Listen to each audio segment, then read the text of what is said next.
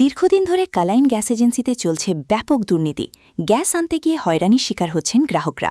রন্ধন গ্যাস আনতে গিয়ে ঘণ্টার পর ঘণ্টা লাইনে দাঁড়িয়ে থাকতে হয়, তারপরও মিলছে না গ্যাস সিলিন্ডার।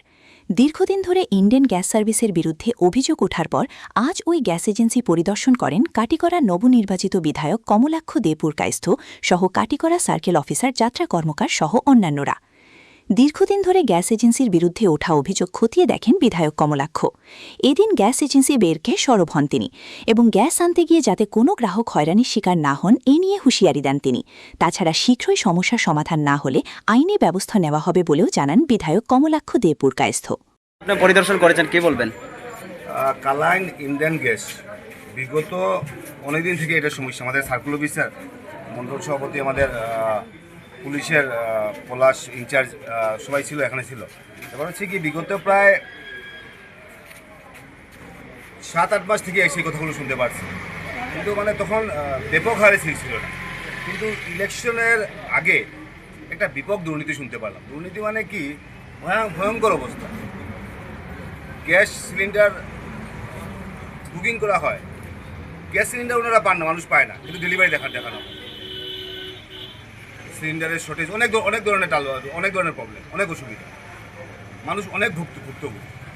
আজকে আমরা সার্কুল অফিসার সবাইকে নিয়ে আমরা মিটিং করলাম। আমাদের উদ্দেশ্য একটাই, যে গ্যাস কোম্পানির তরফ থেকে যাতে সময় মতো মানুষ গ্যাস পায়।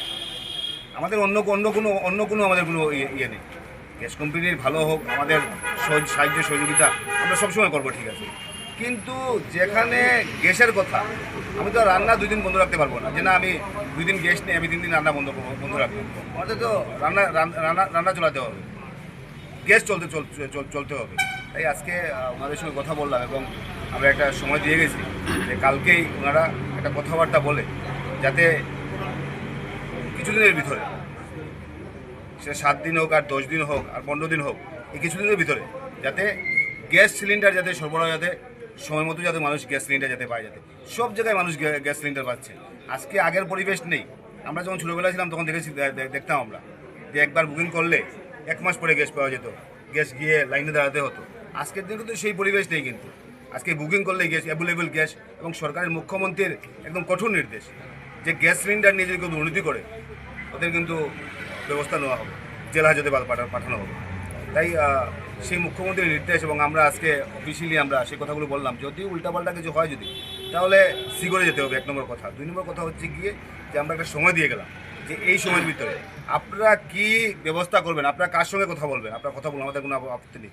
কিন্তু মানুষ যাতে এই 10 দিন হোক আর 12 দিন হোক আর 15 দিন হোক, তার ভিতরে যাতে মানুষ গ্যাস সিলিন্ডার যাতে সময় মতো যাতে পায়, যাতে মানুষের যাতে হয়রানি করতে না হয়, তার জন্য অফিসিয়ালি আজকে আমরা মিটিং করলাম এবং তার জন্য এখানে পরিদর্শন করলাম। আমি বিশ্বাস করি সেটা সমাধান হবে। না হলে যা পন্থা, যা পদ্ধতি, এবং অনেক ধরনের দুর্নীতি আছে, সে নিয়ে কথা বলতে চাই না, একটা একদম সিরিয়ালি সে কথাগুলো বলতে চাই না। কিন্তু দুর্নীতি আছে, সেই দুর্নীতির আগে কী হয়েছে সেটা জানি না, কিন্তু এখন থেকে যাতে অন্তত সেটা যাতে সুচারুরূপে যাতে গ্যাস সিলিন্ডার সরবরাহ হয়, সেটাই হচ্ছে কি মুখ্য উদ্দেশ্য। স্যার, কতদিন পরে একটা গ্যাস পাবো? আমি বলেছি আপনাদেরকে, আচ্ছা, গ্যাস সিলিন্ডারগুলো অনেক সময় আমরা শুনেছি 2,000 টাকা দিলে গ্যাস পাওয়া সিলিন্ডার পাওয়া যায়। কতদিন পরে? তারা বলে 45 দিন। না, 25 দিন করে।